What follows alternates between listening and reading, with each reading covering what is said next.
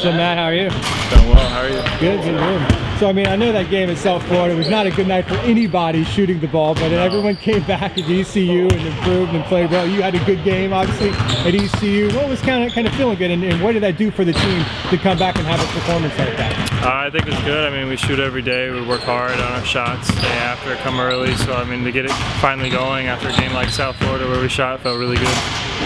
This Tulsa game coming up, I think they rank kind of top 10 in three-point defense.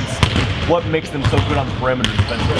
Well, they play like a matchup zone, so it's a unique defense where you kind of got to figure out where you're going to get your looks and things like that. So I think it's probably just to make sure the team's not really used to playing it and then like adjusting to it as the game goes on.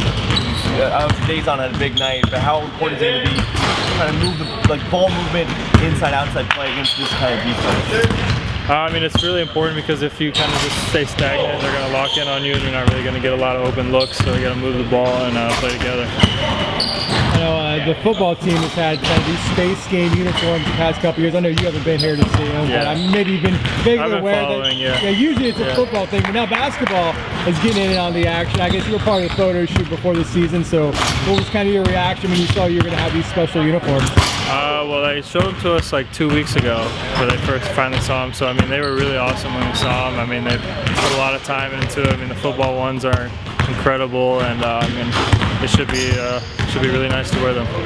The fact that you are wearing it, is there any confidence builder off of that? Like, you look good playing in it, I assume. Yeah, I mean, it's really nice. Like, I mean, they're gonna auction the jerseys off, so I mean, I wish I could keep it, but because I mean, they really are something awesome that I wish I could have, but I guess I'll just have to outbid somebody for them. Did they ever do anything like that in your previous stops at BC or William & Mary? Did they ever have like a special jersey, or you just kind of wore the ones that you had the whole year? I mean, at BC and William & Mary, we had like a gold was like an alternate color, so we had like a gold rush game every single year where like all the fans wear gold and stuff like that, so it's kind of similar to that.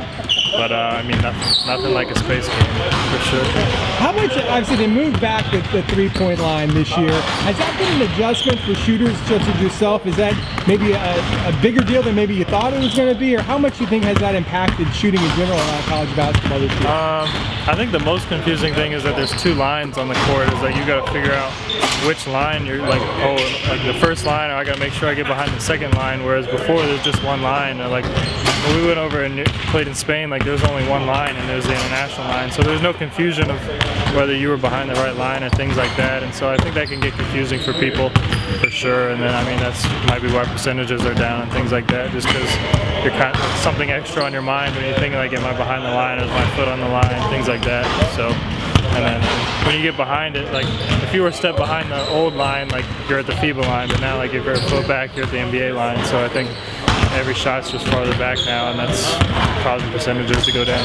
Didn't you have a foot on the line against ECU? There was a long two you had, right? Like you were kind of, your foot was out of bounds. But yeah, I mean it's a little confusing, and it's something I think the NCAA should change. Like just make everybody the same. I mean, because some lines, like the main line is like the same color as the rest of the court, and then it'll be like an alternate color is the same color as our line, and so it's confusing. But I mean, it's something, I don't know, I'm kind of used to it now, but in the beginning it was confusing for sure. Well, you've seen that impact this team already with the game against Penn and Vancouver. Exactly, yeah, exactly.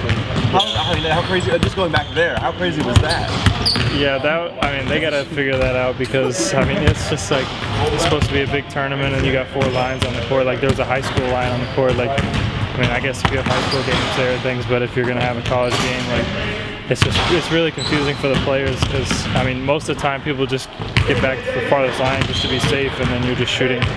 Everybody's generally shooting NBA threes and things like that, which, I mean, the percentages will go down, and the farther you go back. So, I mean, it would be nice if it was just one line on there to worry about.